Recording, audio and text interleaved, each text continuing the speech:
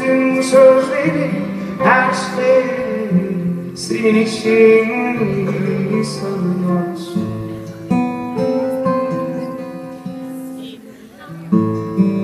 Bu bencil tavırından başkasını sevmez miyim? Yapamaz mıyım gerçekten? Yardım et oğlum, kurtulmak istiyorum senden. Ne var sanki unutabilsem seni, bana küfür etsen. Yok yok iyi davran bana, yoksa unutamam seni. Hak ettim ben bunu, artık sevemem.